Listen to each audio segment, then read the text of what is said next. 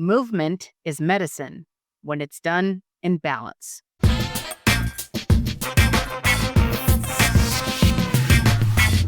What's up, you guys? Famous Ashley Grant here. Welcome to More Movement, Please, the podcast where I hope to inspire you to move your body more.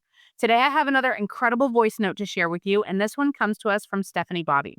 And y'all, she said some things I really needed to hear personally.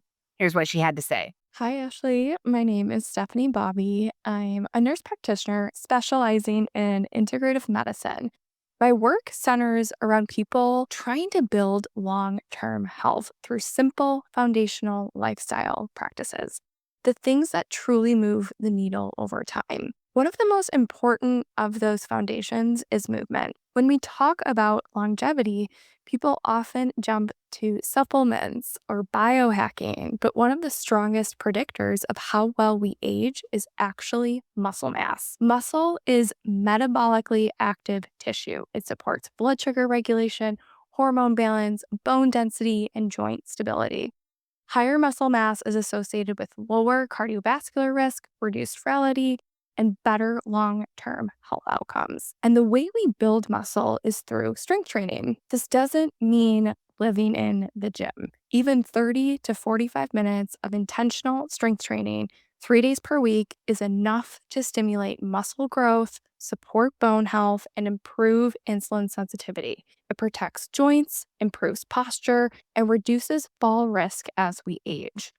Strength training literally is medicine. But here's what doesn't get talked about enough. More is not always better. In our culture, especially among high-achieving people, we tend to equate progress with intensity. We push harder, we add more workouts, we chase exhaustion. But overtraining can dysregulate cortisol, our primary stress hormone. When cortisol stays elevated, it can impair muscle recovery, disrupt sleep, increase inflammation, and actually make it harder to build strength. Your body doesn't get stronger during the workout. It gets stronger during recovery. That's why we have to balance strength with mobility and rest. Mobility work improves flexibility, joint integrity, and range of motion. Without it, we can build strength on top of restriction, which often leads to stiffness or injury. Mobility doesn't have to be complicated. It can be 10 intentional minutes after your workout, focusing on hips, shoulders, and spine. And rest days matter. Sleep matters. Light walking counts. Strength overall builds resilience. Mobility preserves fluidity. Recovery allows adaptation. And I especially want to highlight this for people in their 40s. This is a decade where we begin to see hormonal shifts, especially for women entering perimenopause. Estrogen fluctuations can impact muscle mass, bone density, and recovery capacity. We naturally lose muscle every decade after our 30s unless we intentionally work to maintain it. So, strength training becomes even more essential in your 40s, not for aesthetics, but for metabolic health, bone protection, and long-term vitality. But recovery capacity may not be what it was in your 20s. In this season of life, it's less about going hard every day and more about intelligent balance. Stimulate the muscle, then allow the body to recover. If cortisol is chronically elevated from life stress, lack of sleep, or excessive training, you may notice slower recovery, more inflammation, or feeling constantly depleted. The goal isn't burnout level fitness, it's sustainable strength. If someone listening feels overwhelmed, keep it simple. 3 days per week of strength training, a few minutes of mobility after or before each session, at least one true rest day, and protect your sleep. You don't need extremes, you need consistency. Movement is medicine when it's done in balance. Okay, I need a moment. I genuinely need a moment. First of all, can we just appreciate that a medical professional, a nurse practitioner, just looked us dead in the eye and said, strength training is literally medicine. Not kind of helpful, not a nice bonus, medicine. And if you've been listening to this podcast for any length of time, you know that I came into this whole fitness journey as someone who absolutely, positively did not want to lift a weight. My instructor, Rhonda, will tell you she did not think that she was ever going to get me to pick up a dumbbell. And now here I am working toward those 20-pound dumbbells and genuinely excited about it.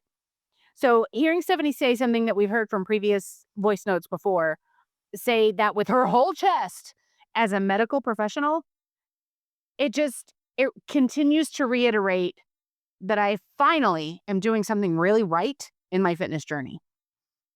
But here's the part of this voice note that I have to be honest with you guys about. That part about overtraining and cortisol. I can't help it. I feel like she was talking about me.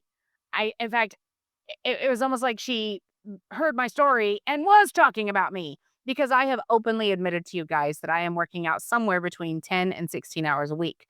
I've said out loud that yes, sometimes I know I'm overdoing it, and I am. And I've always kind of framed it like, well, at least I'm taking active recovery days, so it's fine. But Stephanie just kind of laid out exactly what happens inside your body when you push it too hard for too long. Elevated cortisol, impaired recovery, disrupted sleep, hell, more inflammation. I felt every single word of that. And the thing that really stopped me was when she said, your body does not get stronger during the workout, it gets stronger during recovery. And I think somewhere in the back of my mind, I kind of knew this, but hearing it stated that plainly by a medical professional, I don't know, I guess it just kind of hits different. Like all that work I'm putting in could actually be working against me if I'm not protecting my recovery just as fiercely as I'm protecting my workout schedule. Y'all, if this is a wake up call for you, I really want you to listen to it because I'm actually in a position right now where I'm starting to feel these feels, wondering if maybe I should do more active recovery days. Because though I am absolutely loving how much I'm moving my body right now, I really do. I know that it's not sustainable. I know it's going to come to a point where I am going to have to take more time to really take care of my own body. And so I I guess I just am trying to say I told you guys from the beginning I plan to be as transparent as possible. I don't ever intend to stop working out my body. I intend to move out every single day, but I might not go as hard. And that's kind of hard to say out loud because I have enjoyed this journey so much. I have enjoyed seeing just how far I can go. But I also want to make sure that I don't do it to the point that I hurt myself. I don't want to do it to the point where it's to my own detriment. I do believe that you can, keep doing more exercise and that you can keep doing more cardio and doing more of all the things. But maybe the weightlifting part, maybe that is the part where I need to restrict a little. I'm not sure. I'm still thinking on it. But what she said, it's got me thinking. And that's the whole point of this, right? The whole reason I wanted fitness experts and nutritionists and registered dietitians and medical professionals and all the things. The reason I wanted all of them to start leaving voice notes is so that we can keep opening this conversation. Because whether Stephanie's right or wrong, I don't know that yet because I still have more to learn. I still have so much more to learn. I'll be the very first to tell you that when it comes to fitness, I'm one of the most ignorant people you will ever meet. But I have a curious mind and I'm open and I want to know more. Another thing that Stephanie talked about is she specifically talked about women in their 40s and perimenopause. And I just want to make sure that every woman who's listening to this really heard that part because I feel like we are so often told to just push harder and do more and be more disciplined. But Stephanie's saying, actually, in this season of life, your recovery capacity, it's different. Your hormones, they're shifting. And maybe what your body needs is intelligent balance, not just more intensity. And this is such an important message, and I don't think we hear it nearly enough. Another thing that was really a good reminder for me was her mobility piece, because I will be real with y'all. Mobility work is probably the thing I'm most likely to skip when I'm short on time. I have made a really big commitment to trying to do more stretch classes. In fact, I'm taking a stretch class almost every day at this point. Like over the past, I'd say good 3-4 weeks, I've been trying to do stretching every single day. I'm not good at it yet, but I'm trying to make it a habit because she made a really good point that if you're building strength on top of restriction, you're actually setting yourself up for stiffness and injury down the road. Just 10 intentional minutes after a workout, focusing on your hips and your shoulders and your spine. That's it. That's the ask. And I think I could do that. I need to do that. And so do you. And I also love that she ended with a simple framework for anyone who feels overwhelmed. 3 days a week of strength training, a little mobility before or after, at least one true rest day, and protect your sleep. No extremes, just consistency. And I love that word at this point. Consistency makes me so happy because the whole point of this podcast is just more movement. It's not about perfect movement. It's not about extreme movement. Just more movement, please, but done in a way you can actually sustain. So that's what I've got for you today, you guys. I hope you enjoyed Stephanie's message. I hope it hit you as hard as it hit me. And honestly, I think I'm going to take a look at my own schedule with fresh eyes after this one and just really think about it more. And will it make me change how much I'm working out right now? I don't think so, not necessarily, but it is good food for thought of a conversation that we need to continue having about whether or not I am going too hard or not.